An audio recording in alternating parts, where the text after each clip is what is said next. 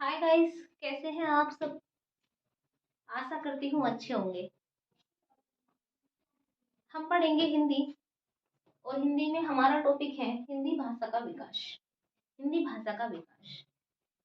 हिंदी की लिपि क्या है। हिंदी की लिपि है देवनागरी लिपि। आप सब लोग नोट करते चलिए। हिंदी की लिपि है देवनागरी लिपि।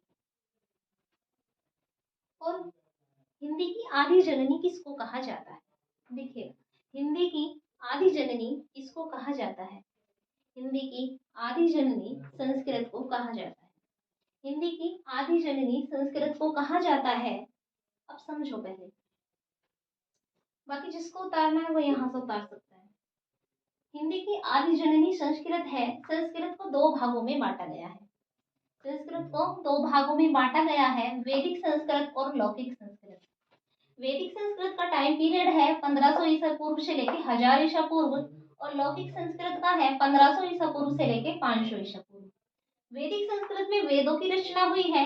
लौकिक संस्कृत फिर पाली आई, उसके बाद प्राकृत आई, उसके बाद अपभ्रंश आई।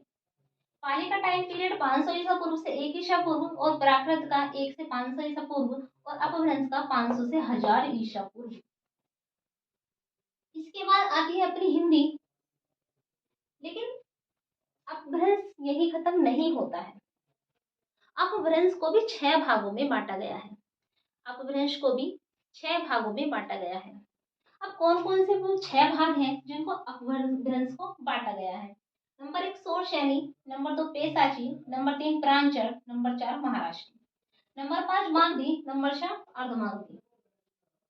अपभ्रंश को 6 भागों में बांटा गया है। अब अपनी हिंदी, हिंदी कौन से अपभ्रंश से आई है। तो हिंदी सोरशैनी अपभ्रंश से आई है। एग्जाम्स में पूछा जाता है कि हिंदी कौन से अपभ्रंश से आई है, तो हिंदी सोरशैनी अपभ्रंश से आई है। बाकी भी पूछ लिया जाता है कि लहदा किससे आया, पैसाची से आया है।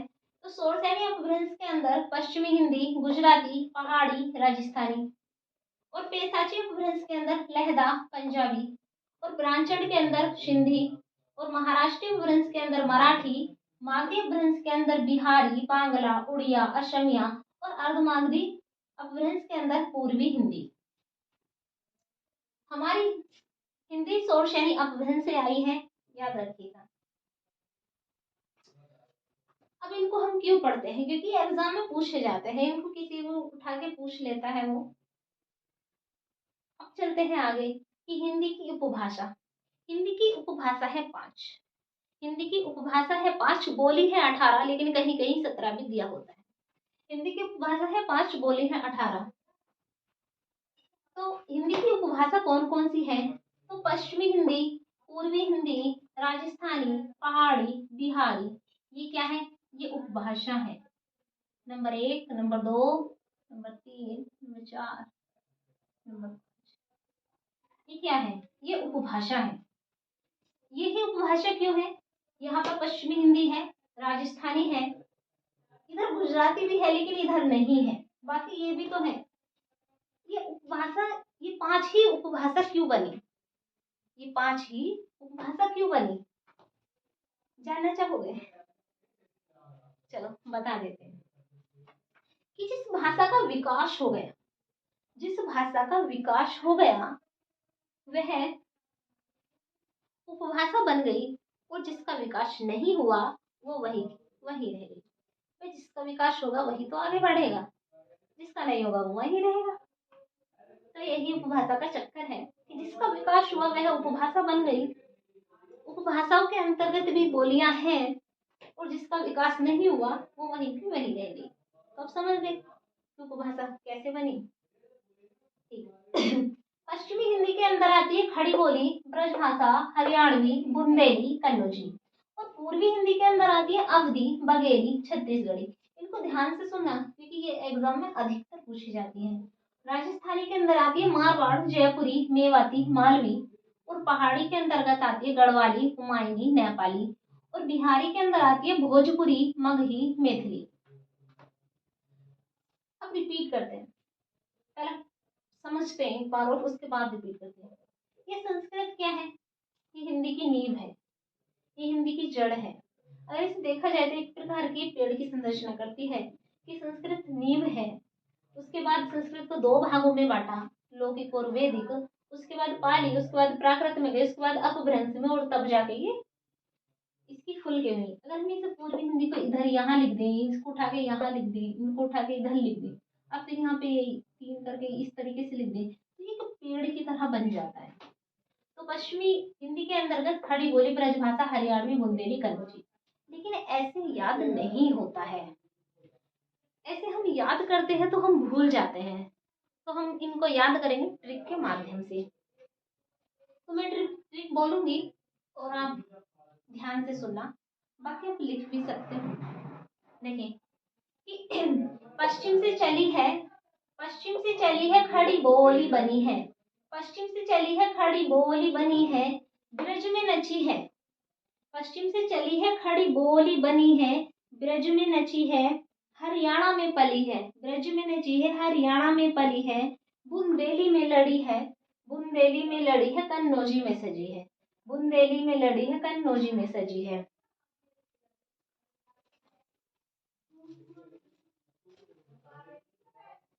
कि पश्चिम से चली है खड़ी बोली बनी है, पश्चिम से चली है खड़ी बोली बनी है, ब्रज में नची है, हरियाणा में पली है, बुंदेली में लड़ी है, कन्नौजी में सजी है।